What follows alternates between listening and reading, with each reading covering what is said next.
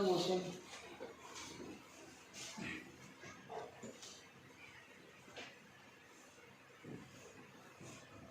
Rotational dynamics is chapter 7.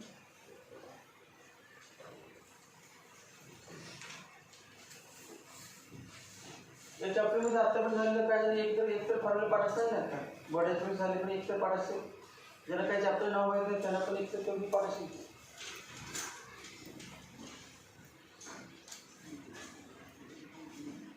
Moment of inertia, moment of inertia त्यालाच M I म्हणतात आणि symbol I असेल. Moment of inertia.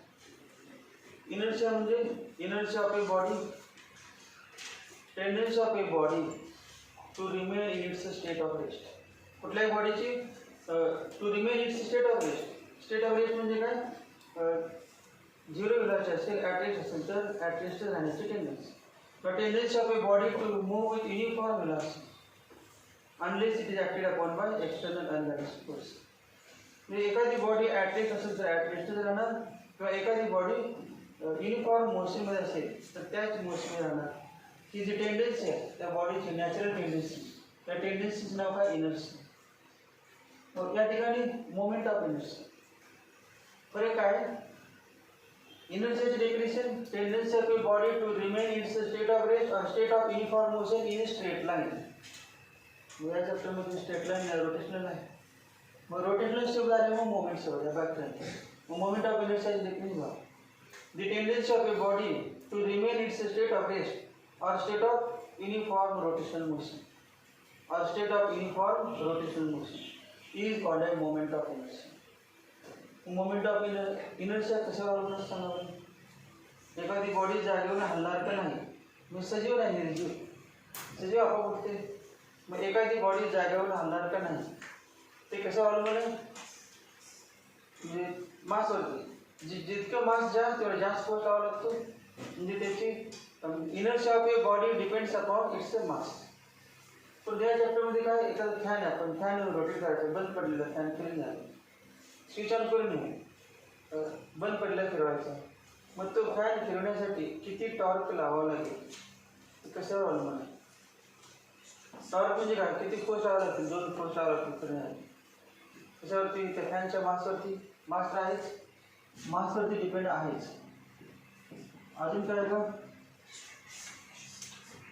फॅनचे मास, फॅनची पाती पातळ आहे परंतु एकदम लांब आहे, ते पण फिरत असताना हवेचा विरोध येण्याचं. म्हणजे ॲक्सिसपासून मास जास्त लांब अंतरावरती असेल, डिस्ट्रीब्युशन ऑफ मास. तर मोठा फॅन असेल तर फिरवायला जास्त नाही लागते. मास जास्त नव्हे, मास तेवढेच आहे, हे मास आहे तेवढेच mass. Mass remains same but length of the blades of fan length large, length are very large.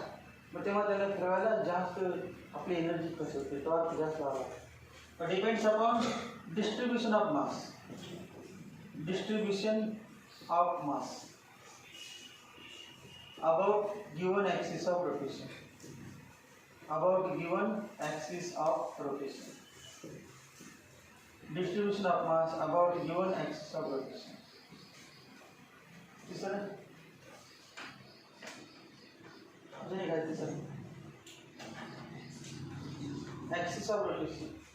कारण ॲक्सिसवरती फिरवायचं म्हणजे ॲक्सिस कुठे, समजा असं घेतलं आपण, हा पण ॲक्सिस असू शकते, तेव्हा फिरण्याची काहीतरी टॉर्क लावावं लागेल. मास तेवढंच आहे पण तेच इथे ॲक्सिस घेऊ शकते, याच्यावरती फिरायला ॲक्सिस थिओरिटिकली कुठे पण ॲक्सिस घेऊ शकतो. Depends upon position of axis of rotation. म्हणून डेफिनेशन करताना गिवन ॲक्सिस म्हणायचं, कारण ॲक्सिस बदलला की मोमेंट ऑफ इनर्शिया बदलतो. मोमेंट ऑफ इनर्शियाची डेफिनेशन असेल, moment of inertia of a body, body म्हणजे पार्टिकल म्हणतो. Moment of inertia of particle of mass m1 at a distance r of mass m at a distance r from axis of rotation.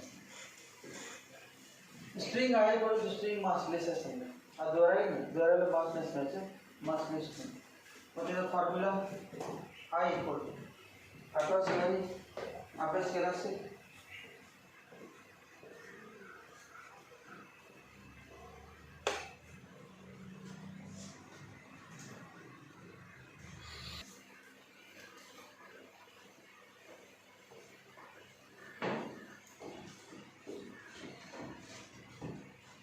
He body या ॲक्सिसवरती ठेवायची. मग फिरवण्यासाठी फिरत असताना the tendency of a body to remain its state of rest आहे त्या ठिकाणी राहण्याची टेंडन्सी, किंवा युनिफॉर्म रोटेशनल मोशन करत असेल तर युनिफॉर्म रोटेशनल मोशनमध्ये राहण्याची टेंडन्सी कशावर अवलंबून आहे? कशावरती अवलंबून आहे? मासवर. Mass of the body. M I is moment of inertia.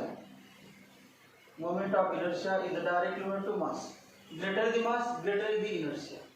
Mass जेवढे जास्त तेवढी टेंडन्सी जास्त. टेंडन्सी कुठली? Tendency to remain its state of rest. अजून काय? तर पॉईंटच आहे, त्यामुळे डिस्ट्रीब्युशन काय म्हणायचं संबंध आहे. एकच आहे, पार्टिकल आहे. ॲक्सिस पासून किती अंतरावरती, म्हणजे ते माय डिस्ट्रीब्युशन आहे. ॲक्सिस पासून किती अंतरावरती आहे, जेवढं अंतर जास्त तेवढं. समजा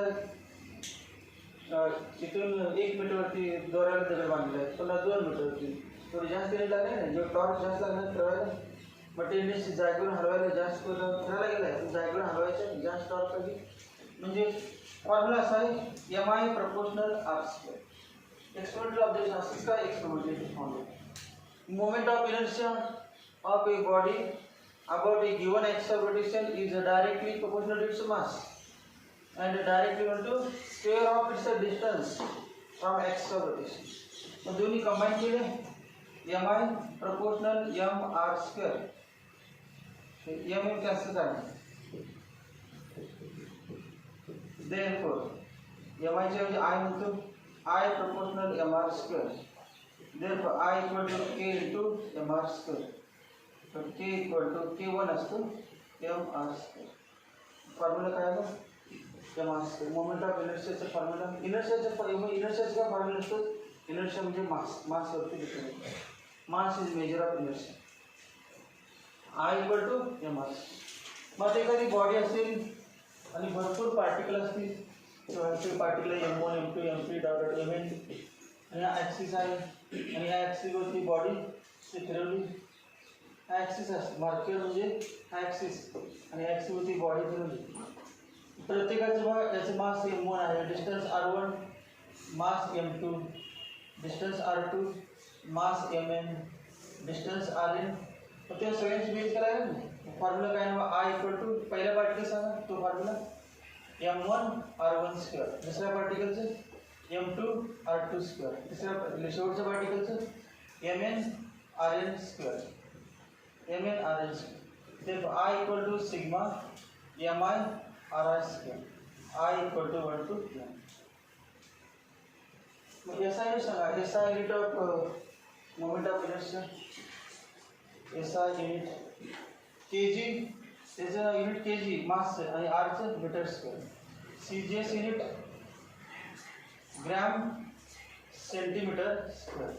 dimensions of MI equal to kg काय m, m raise to mass, किलोग्राम म्हणजे मास, आणि length l square, e raise to dimensions.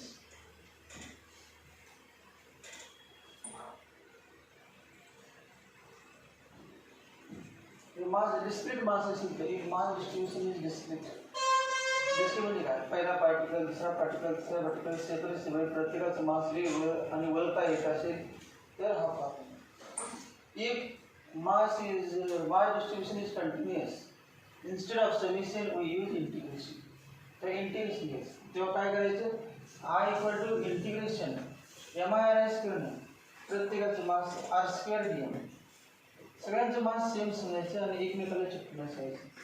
R square हा फॉर्म्युला. कंटिन्युअस मास डिस्ट्रीब्युशनला R स्क्वेअर घ्या.